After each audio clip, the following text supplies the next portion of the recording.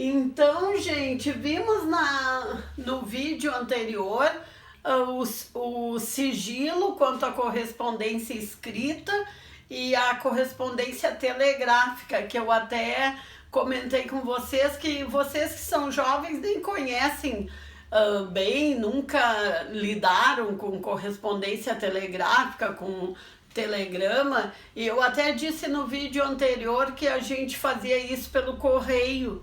Depois surgiu uma dúvida entre nós mesmos mais antigos, assim, parentes e amigos e ex-colegas, era no correio ou era na telefônica? Antigas, como é que eu vou dizer, sede de telefonia, que a gente também ia para telefonar, porque antigamente não era todo mundo que tinha telefone em casa, telefone fixo, telefone celular nem existia. Então daí a gente ficou debatendo, o telegrama era no correio ou era naquelas centrais telefônicas que a gente também ia fazer ligação, que quem é mais jovem eu acho que conhece só pelos filmes, né? Bom, mas isso não vem ao caso. A gente estava vendo então nos incisos anteriores em relação à inviolabilidade desse sigilo de correspondência escrita, das correspondências telegráficas e também das correspondências telefônicas, das comunicações telefônicas.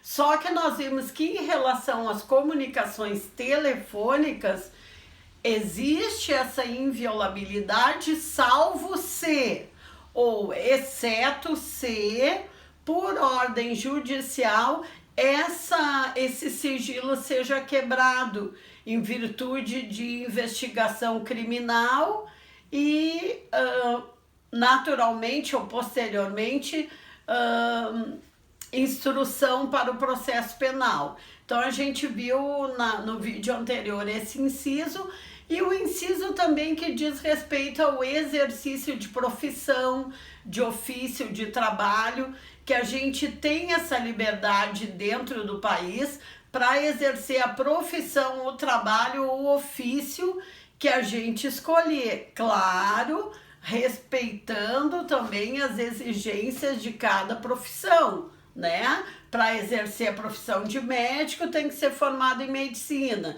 e assim por diante. Mas desde que respeitando essas exigências, nós, cidadãos brasileiros e também os estrangeiros residentes no país, lembram que lá no início, né, no caput do artigo 5º, diz que os brasileiros e estrangeiros residentes no país têm igualdade de direitos.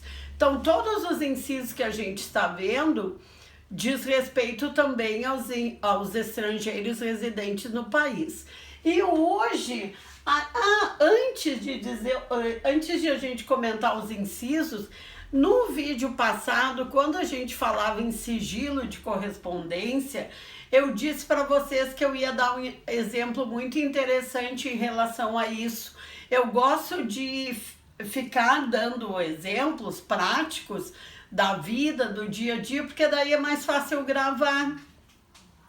E uma coisa assim, eu lembro, eu já disse para vocês 1000 vezes em outros vídeos e tal, que eu trabalhei 33 anos nas penitenciárias, né? Nas penitenciárias de alta segurança, como eu falo genericamente, porque aqui em Charqueadas tem várias penitenciárias, todas praticamente com o mesmo índice de periculosidade dos presos, a mesma metodologia de trabalho dos agentes, só que o nome é de alta segurança, eu trabalhei nessa. Só que tem mais 3 ou 4 penitenciárias, né? E esses dias eu disse nas penitenciárias de alta segurança e um ex-colega me disse, ué, mas a tal e tal não é de alta segurança, tu não citou.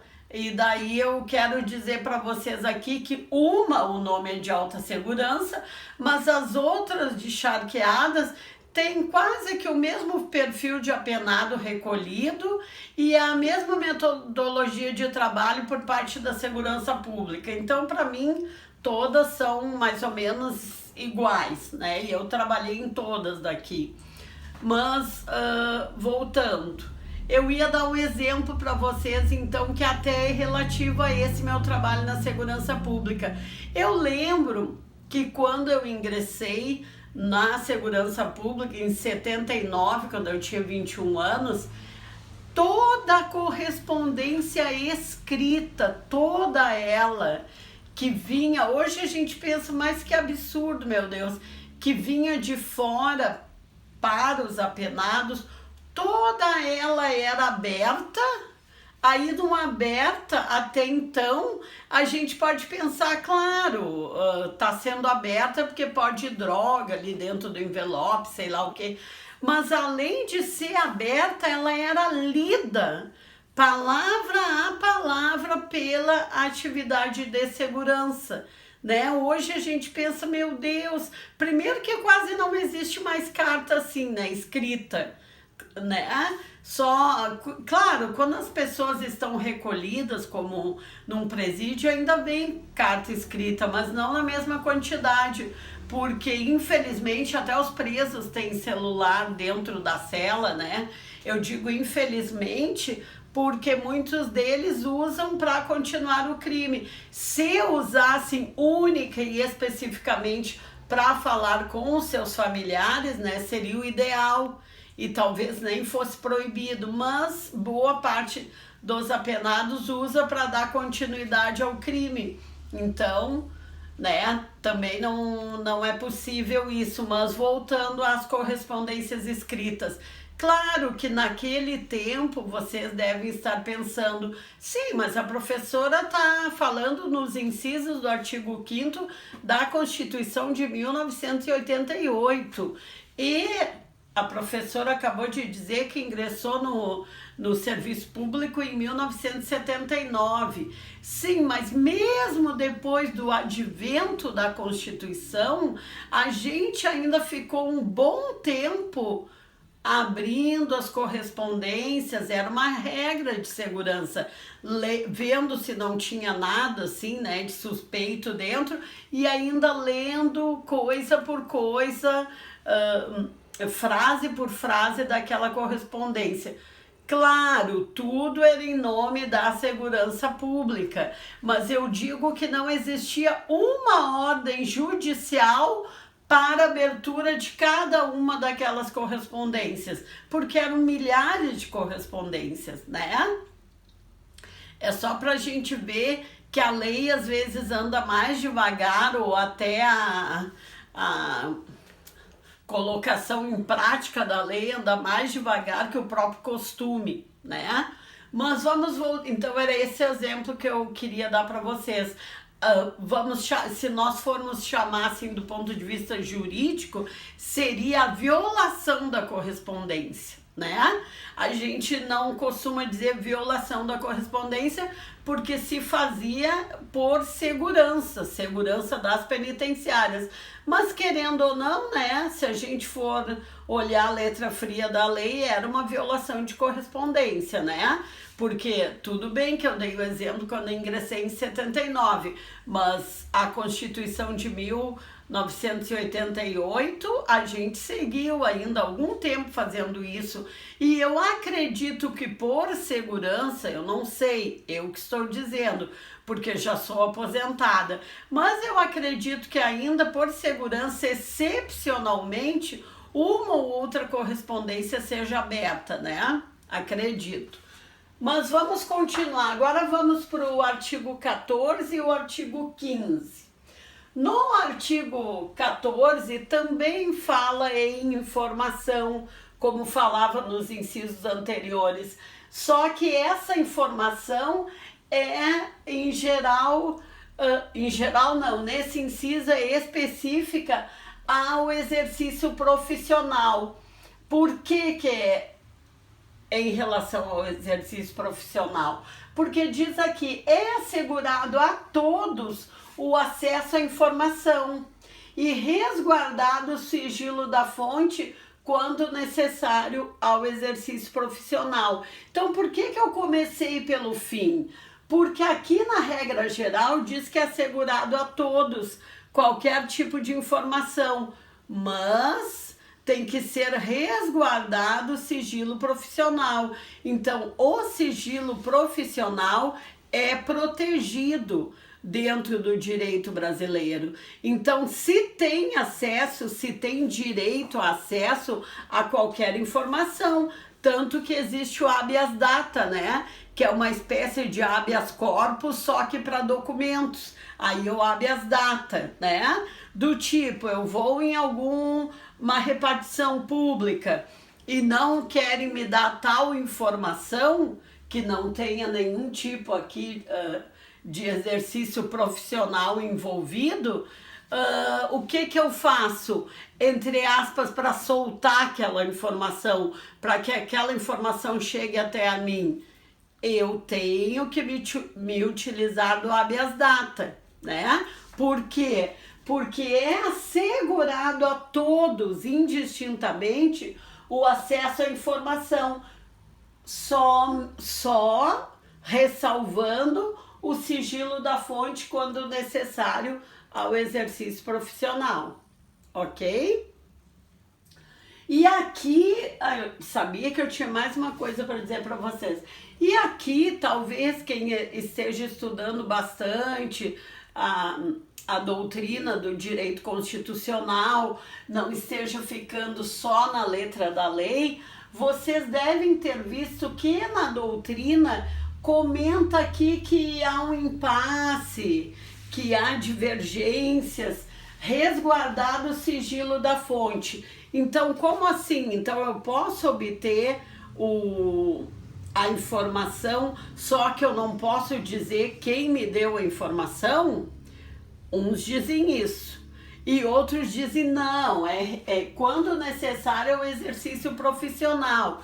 Então, assim, ó, se o exercício profissional te permite que tu não divulgue determinada informação, do tipo o que foi dado em confissão a um padre, o que foi contado em confissão a um médico ou até a um advogado, já que estamos falando em lei. Então, esse sigilo profissional é resguardado. Então, aqui tem um pouco de polêmica até na doutrina, se o que é resguardado o sigilo da fonte. Então, essa fonte pode me dar essa informação, só ninguém pode divulgar quem é essa fonte, né?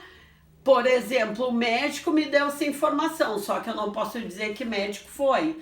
Ou ao contrário, o médico é protegido, ele não vai me dar informação nenhuma, a não ser que ele queira, né? Porque ele estava no exercício profissional quando recebeu essa informação.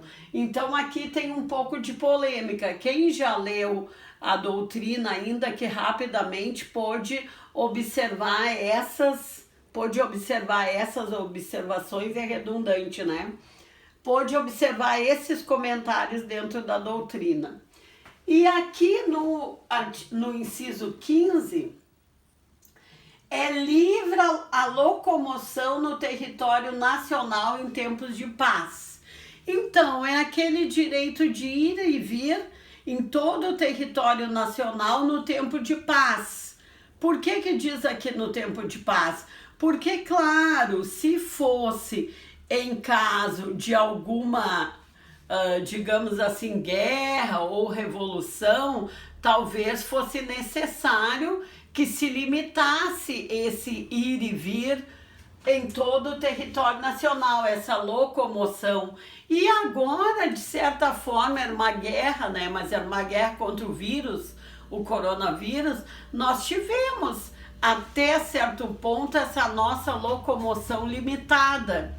Não só do ponto de vista dentro do país, como aqui, como diz que qualquer um pode sair, permanecer ou entrar no país livremente, até em relação a isso, porque os aeroportos de um estado para outro ou do Brasil para outro país, alguns estavam fechados, né? Fechados para nós não podíamos entrar no outro país e fechados de outro país não poder entrar no nosso por causa da pandemia. Mas via de regra, em situações de paz, é livre a locomoção no território todo, podendo qualquer pessoa, nos termos da lei, esse qualquer pessoa também diz respeito aos brasileiros, aos estrangeiros residentes no país e até a outros estrangeiros que não residam no país. Mas desde que eles estejam dentro dos termos da lei, eles podem entrar, permanecer ou sair levando seus bens, né? Ou seja, o que eles adquiriram aqui nos termos da lei, desde que não extrapolem, eles podem levar, né? E daí a gente já se pergunta, sim, mas se alguém vai passar pelo aeroporto com 500 mil dólares ou com não sei quanto em artigos eletrônicos, em artigos, sei lá, de qualquer coisa, de maquiagem, se excede um valor ou excede um volume, já não pode. Sim, porque aqui diz nos termos da lei. Então a gente sabe que também essa locomoção dentro do país com determinado valor em dinheiro ou volume em mercadorias, mesmo que essas mercadorias sejam lícitas, também existe uma limitação ou existe uma legislação que disciplina isso, né? Muitas vezes, que nem esses dias, pegaram um político com não sei quanto e não sei quantas malas, né? Isso já tá ficando tão comum que a gente até já se perde qual é o político. E o político disse, não tô nem aí, era dinheiro lícito. Sim, mas era só isso que a polícia rodoviária, se não me engano, queria saber desse político, qual é a procedência desse dinheiro. O senhor vendeu alguma terra, algum imóvel, seja lá o que for, porque é lícito a pessoa ter dinheiro, é lícito a pessoa estava carregando só roupas, ou só produtos, né? Mas existe uma limitação dentro do aeroporto em relação às bagagens e também tem que ver qual a procedência, né? Porque se eu sou uma pessoa que ganha um salário mínimo e tô carregando uma mala com 500 mil dólares, espera aí um pouquinho, deve ter algum problema aí, de onde é que eu tirei todo esse dinheiro, né? Mas a regra do inciso 15 é que é livre a locomoção no território nacional em tempo de paz, podendo qualquer pessoa, nos termos da lei, entrar, permanecer ou sair do território nacional levando seus bens, tá? Então, eu sempre, em cada inciso, eu procuro dar um exemplo para vocês e também mostrar o contraponto. Mas sempre lembrando que nesse nosso caso aqui, como vocês estão estudando para concurso ou para a nossa famosa prova da OAB, o que vocês têm mais é que gravar é a letra da lei, né? Essas eventuais polêmicas entre o que está na letra da lei e o que acontece na realidade é mais para ilustrar e para ajudar a memorizar, porque dificilmente, até mesmo na prova da OAB, vai cair uma questão tão polêmica a ponto de vocês terem que ali colocar os dois lados que estão vindo na doutrina e tal. Por quê? Porque vocês estão fazendo uma prova única e exclusivamente para obter a carteira da OAB, não é para formar jurisprudência. E muito menos ainda num concurso para a área administrativa que esteja caindo também a área da legislação. Aí é só a letra que vão querer, a letra da lei, né? Então, estamos no inciso 15 e são 78, mas aos pouquinhos a gente chega lá. Quem não viu os vídeos anteriores, a gente está desde o preâmbulo,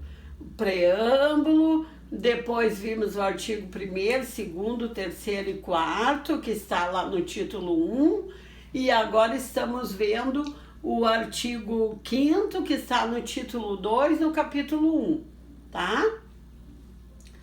É isso então. Depois vamos para os próximos incisos.